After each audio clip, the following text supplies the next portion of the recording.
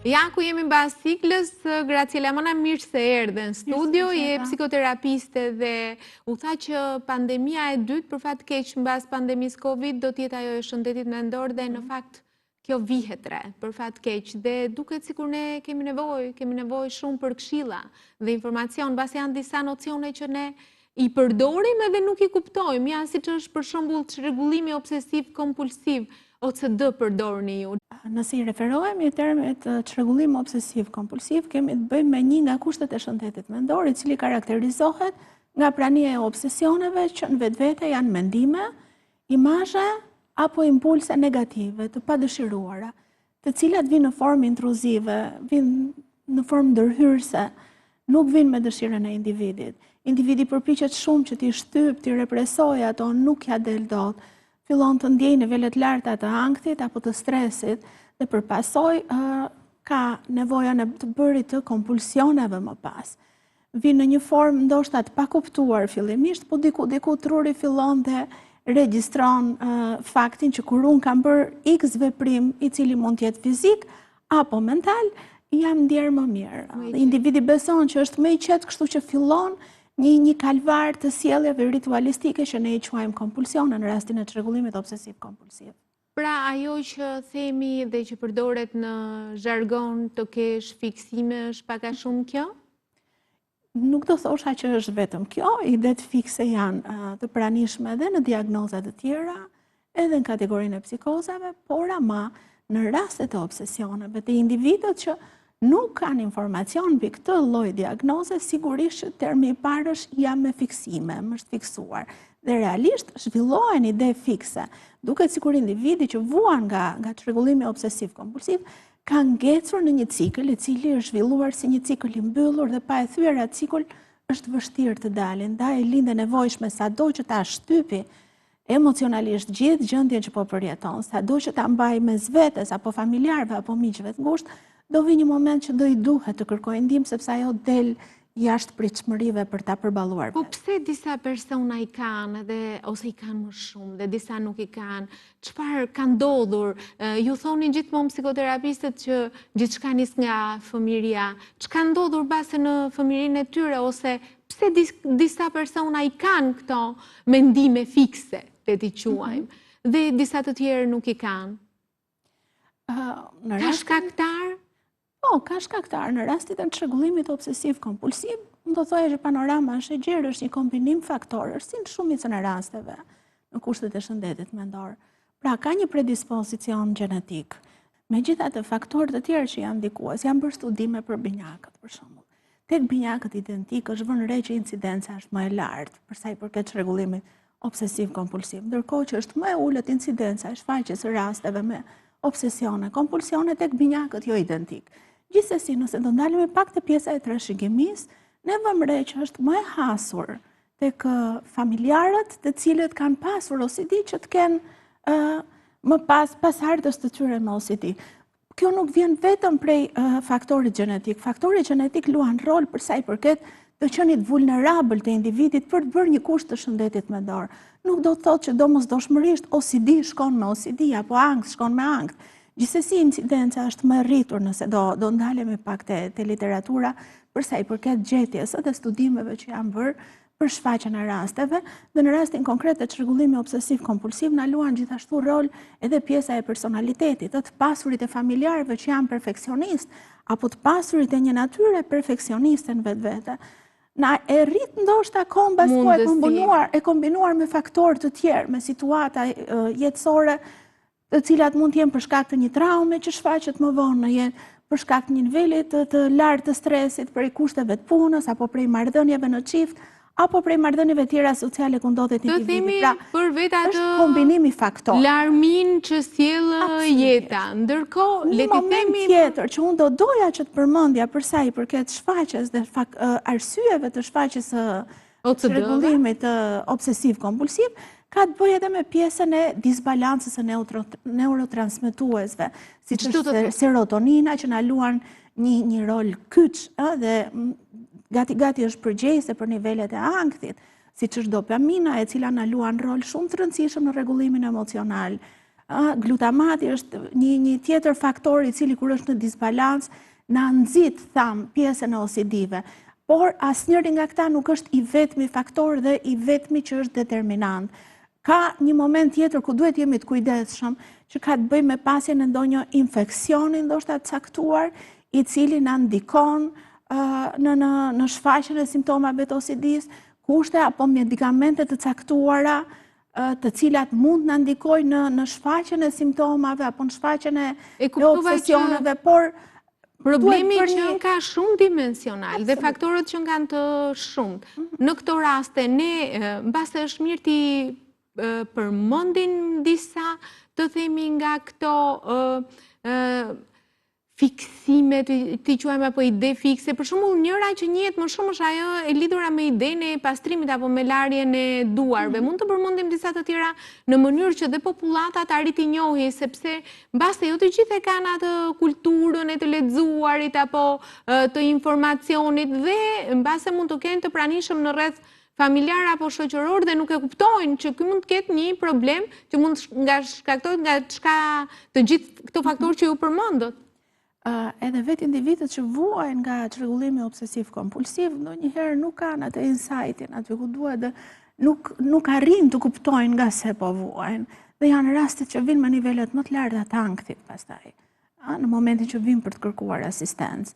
Por ama dhe të afërmit ndonjëherë nuk arrin ta kuptojnë dhe kjo është e natyrshme sepse për sa kohë nuk janë atë profesion apo nuk kanë pasur historik më përpara, nuk mund të jenë të aftë që të kapin detajet dhe të interpretojnë ashtu si duhet dhe dalin me këto terminologjit e ideve fikse pastaj, apo meraklit e pruar për individet që kanë OCD në lidhje me rregullin apo me pastërtinë. Megjithatë në kulturën e zakonshme, ne mendojmë që OCD-ja ka të bëjë me rregullin e tepruar, me rakun e tepruar për pastërtinë, po në fakt shkon më tej. Nëse flasim për obsesion, do të thotë që ka një nivel shumë të lartë të shqetësimit dhe të ankthit në lidhje me frikën se unë do kontaminohem. Nëse unë nuk jam i pastër, atëherë rreziku që unë të smurem apo të kem një problem për sa i përket mikrobeve që do jenë aty, mua do më kushtëzoj, apo do jetë një kërcënim për jetën.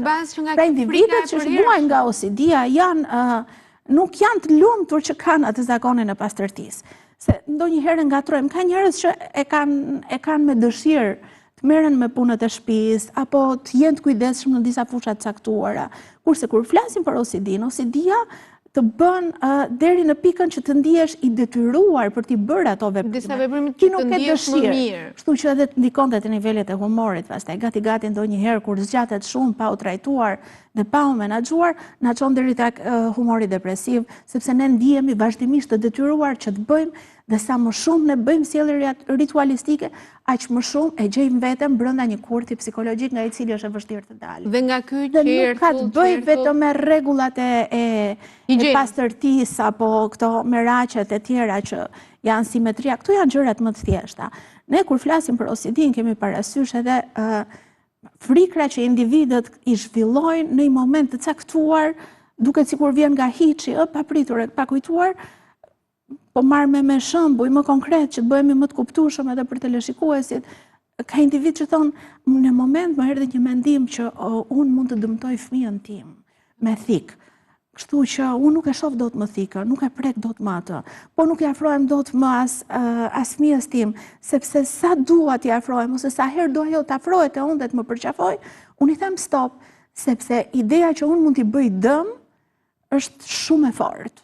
Dhe këtu nivelet e ankthit janë shumë të larta, këtu dëmtohet vetbesimi, këtu pastaj fillon ai cikli i të menduarit katastrofik sa vjen dhe përshkallëzohet, dhe individja ngadalë fillon t'i besojë më shumë obsesionit, frikës, se sa vetës së tij, duket sikur humbet nga thelbi i vetes, për sa i përket nivelit të vetdijes. Ju thatë trajtim. Mund të jepni disa këshilla temi për të dhe për familjarët, si duhet vepruar në këto raste? Në rastet e çrregullimit obsesiv-kompulsiv, patjetër që ato menaxhohen, nëse individi merr asistencën e duhur.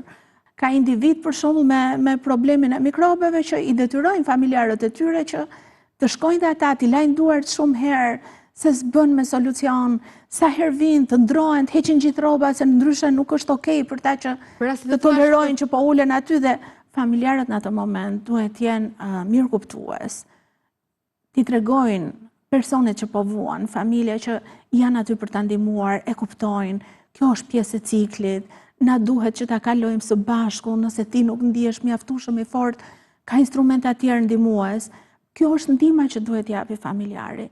Jo vetëm ti thot, mos e mendo fare këtë gjë, po hiqe këtë mendim, thonë dhe një, ndërkohë që pa mundur.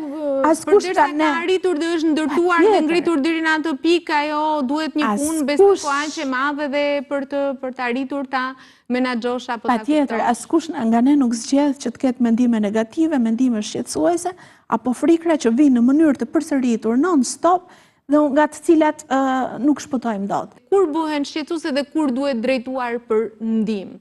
Për shembull, një nga format e obsesioneve ka të bëjë edhe me frikën nga vdekja, me mendimet mbi vdekjen. Të gjithë ne kemi frikë nga vdekja, kur e mendojmë, apo jo.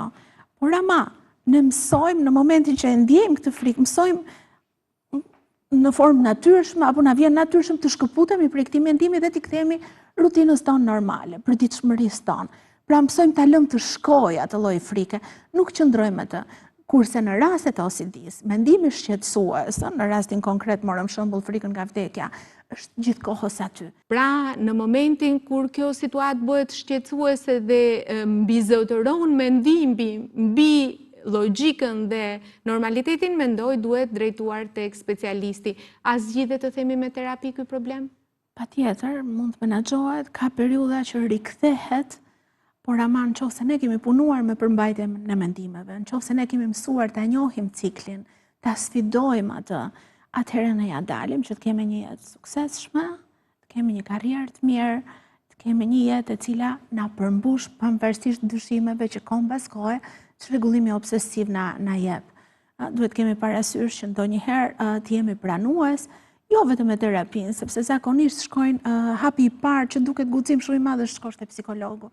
Ndonjëherë është e nevojshme kur ashpërsia e simptomatologjisë është prezente, është e nevojshme që të bëhet trajtimi me medikamente plus psikoterapinë. Por ama, në rastin e OCD-s duhet kemi parasysh diçka tjetër. Në rast se këto mendime mua më marrin më shumë se sa 1 orë në ditë, janë repetitive, janë të padëshiruara, janë mendime të pakëndshme, janë mendime negative që cënojnë fort ato vlerat e mia apo parimet e mia, se OCD-ja zakonisht prek aty ku ne kemi vlerat e parimet më të larta. Individët që i përkojnë besimeve fetare, për shembull, i prek me mendime në lidhje me besimin, në lidhje me Zotin, njerëzit që janë më skrupulozë, që mbështeten fort te vlerat e moralit, mund t'i prekin në mendime që kanë përmbajtje të kundërta me parimet e tyre. Pra të themi nëse më shumë se 1 orë në ditë duhet kërkuar ndihmë. Më shumë se sa 1 orë në ditë, me të cilën kohë të cilën unë shpenzoj me mendimet apo me ritualet, apo me sjelljet kompulsive që i përgjigjen nevojës për të ulur anktin që mua më shkaktojnë mendimet. Pra koha e shpenzuar 1. E dyta, mos funksionimi ashtu si duhet, ashtu si ishte më përpara, në vendin e punës, në familje, në marrëdhënie me shoqërinë. Pra, kur këto mendime jo vetëm harxoj kohë, por më prishin cilësinë e jetës, më dëmtojnë funksionin tim, nuk kam më funksionin e më përparshëm, cilësia e jetës nuk është më ajo që ishte, patjetër që nuk na duhet presim muaj, po duhet kërkojmë ndihmë apo të paktën të bëjmë një konsultë edhe të shikojmë ku jemi. Për mua është e rëndësishme që e prekëm si temë. Falenderoj. Faleminderit juve.